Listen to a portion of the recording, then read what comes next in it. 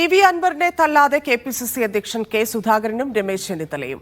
അൻവറിന് ദുഷ്ടലാക്കില്ലെന്ന് കെ സുധാകരൻ പറഞ്ഞു. UDF പ്രവേശനത്തിന് മുൻകൈയെടുക്കേണ്ടത് അൻവർ തന്നെയാണെന്നായിരുന്നു രമേശ് ചെന്നിത്തലയുടെ പ്രതികരണം. അൻവറിന്റെ വിലപേശൽ ശക്തി കുറയ്ക്കാനാണ് CPM ശ്രമം. നിലമ്പൂർ ഉപതെരഞ്ഞെടുപ്പിൽ UDF-നെ പിന്തുണയ്ക്കാനുള്ള അൻവറിന്റെ തീരുമാനം നല്ലതാണെന്ന് രമേശ് ചെന്നിത്തല. UDF-ൽ ചേരണമെന്ന് അൻവർ പറഞ്ഞാൽ അപ്പോൾ വിഷയം ചർച്ച ചെയ്യും. മുന്നണിയിൽ ചേരണമെന്ന് ആവശ്യപ്പെട്ട് അൻവർ ആദ്യം കത്ത് നൽകണമെന്നാണ് രമേശ് ചെന്നിത്തല പറഞ്ഞത്. അൻവർ UDF-ലേക്ക് എതിരെ ആവശ്യപ്പെട്ടുകൊണ്ടുള്ള കത്ത് കൊടുക്കുകയൊന്നും ചെയ്തിട്ടില്ലെന്നാണ് എൻ്റെ വിശ്വാസം. അത് വന്നു കഴിഞ്ഞാൽ പാർട്ടി ആദ്യം ആലോചിക്കും, അത് കഴിഞ്ഞിട്ട് മുന്നണി ആലോചിക്കും, എന്നിട്ട് അല്ലാതെ തീരുമാനം എടുക്കാൻ പറ്റുമോ?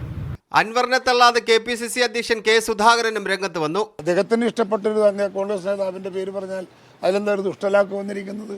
അദ്ദേഹം മത്സരിക്കുന്നു, കോൺഗ്രസിന് പിന്തുണ കൊടുക്കുന്നു എങ്കിൽ കോൺഗ്രസിനകത്ത് സ്ഥാനാർത്ഥി ഇന്നയാളാവണം എന്ന് അൻവർ പറയുന്നതിൽ എന്താ തെറ്റല്ല? മുന്നണി പ്രവേശനത്തിൽ എടുത്തടിച്ചുള്ള തീരുമാനം വേണ്ടെന്ന അഭിപ്രായം കോൺഗ്രസ് നേതൃത്വത്തിനിടയിലുണ്ട്.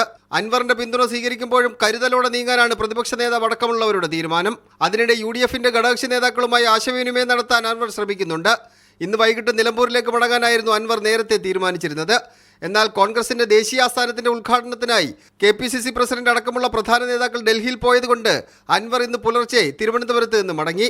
അതേസമയം അൻവറിന്റെ വിലപേശൽ ശക്തി കുറയ്ക്കാൻ CPM ശ്രമങ്ങൾ ആരംഭിച്ചിട്ടുണ്ട്. UDF-ൽ കടന്നുകൂടാൻ മാപ്പപേക്ഷ തയ്യാറാക്കി നിൽക്കുകയാണ് അൻവർ എന്ന് CPM സംസ്ഥാന സെക്രട്ടറി MV ഗോവിന്ദൻ. എങ്ങനെയാണ് UDF-ലേക്ക് കയറുക എന്നുള്ള കാര്യം സംബന്ധിച്ച് മാപ്പപേക്ഷ കൊടുത്ത് നിൽക്കുകയാണ്. ഞങ്ങൾ മുമ്പേ പറഞ്ഞതാണ് അദ്ദേഹത്തിന്റെ അഭയ കേന്ദ്രം അതല്ലാതെ വേറില്ല. നിലമ്പൂർ ഉപതെരഞ്ഞെടുപ്പിൽ ഇടതുപക്ഷം ഒന്നാന്തരമായി ജയിക്കുമെന്ന് CPI സംസ്ഥാന സെക്രട്ടറി ബിനോയ് വിശ്വം. ഇടതുപക്ഷം ഒന്നാന്തരമായിട്ട് ജയിക്കും.